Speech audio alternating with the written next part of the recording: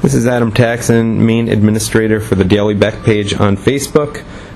What I'm going to play for you here is a little longer than I usually do, but I think it's a really important point that Glenn Beck is getting out about the contrast between what Obama said at his Barnard commencement speech a few days ago and the reality of his having an enemies list that goes way beyond anything of Richard Nixon. The hypocrisy is just tremendous, and I think Len, Stu, and Pat do a very good job of explaining it. So a little longer than usual. It's about 5.5 minutes here about Obama's enemies list.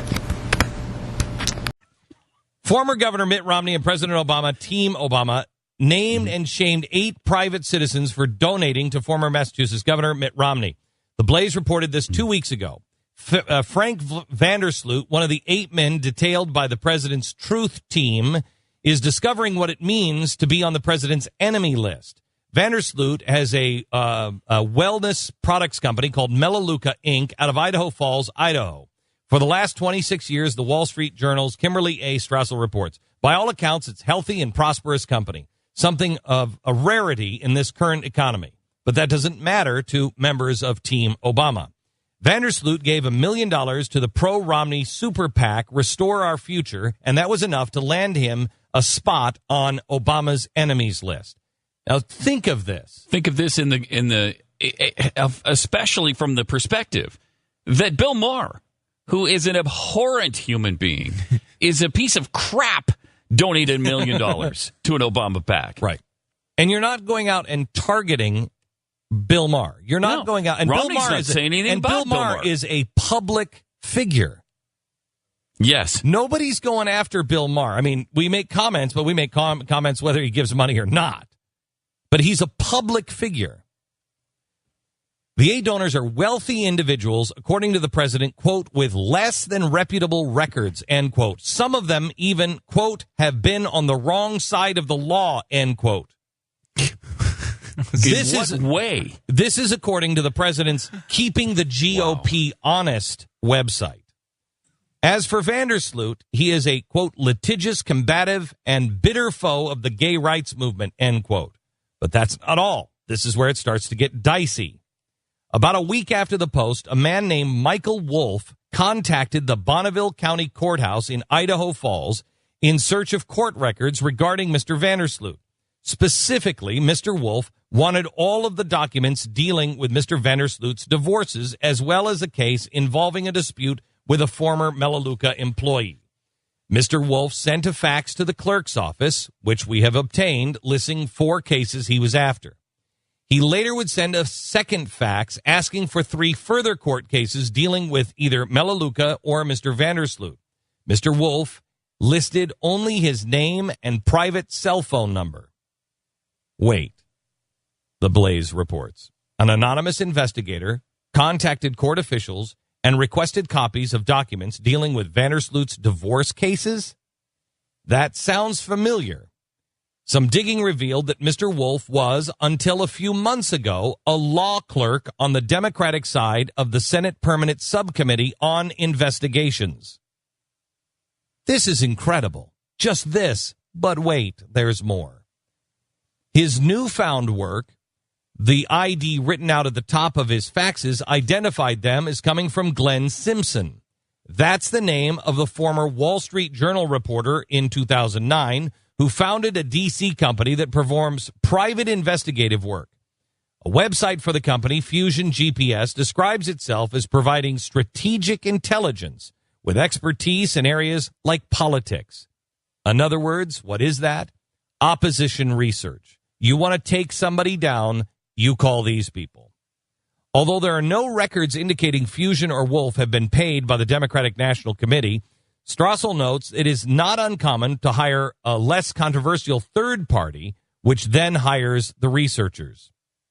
Frank Vandersloot, Strassel tried to contacting Wolf to ask him about the investigation. It's a legal thing. Wolf was all that Wolf had to say at first. Later, he sent the Wall Street Journal reporter the following statement in an email.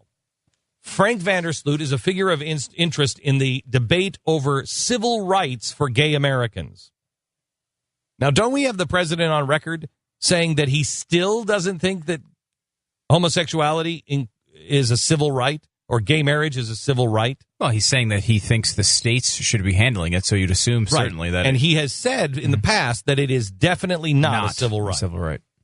As his own record on gay issues amply demonstrates, he is a legitimate subject of public records research into his lengthy history of legal disputes. Well, that's kind of true. Vandersloot has been a figure of interest in the gay rights debate ever since he became the target of liberal bloggers and activists back in January when the first PAC disclosures were released. When activists dug into his past looking for dirt, all they could do was accuse Vandersloot of being a gay-bashing thug. Quote, the 63-year-old has since addressed these accusations, saying that he has many gay friends whom I love and respect and who should have the same freedoms and rights as any other individual. But despite his clarification and rebuttal to his detractors, Team Obama is running with a narrative and accuses the businessman of being a litigious, combative, and bitter foe of the gay rights movement, end quote. When I first learned that President Obama's campaign has singled me out on his enemies list, I knew it was like taping a target on my back, Vandersloot said. But the public beatings and false accusations that followed are no deterrent. These tactics will not work in America, he said, adding that he's contemplating a second donation now. Mm-hmm. This, I don't think, has happened. This is what, when Nixon left office, this is what we promised we would never do. This is what we said was the big problem with Nixon, that's why that's why they broke into Watergate. That's what that is trying to dig up dirt on your enemies. That's what that was. You now no longer have to go break into somebody's house. You can break into their email. Sarah Palin. You just hire people to do. This guy is a plumber. That's what the break-in crew, I believe, was called with Watergate. Weren't they called the plumbers? Didn't they call them the plumbers? That's all this is now. The plumbers.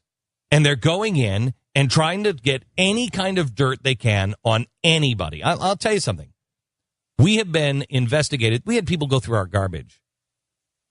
We had investigations going on us that were pretty intense. Thank God that I don't lead a perfect life, but I lead a clean life.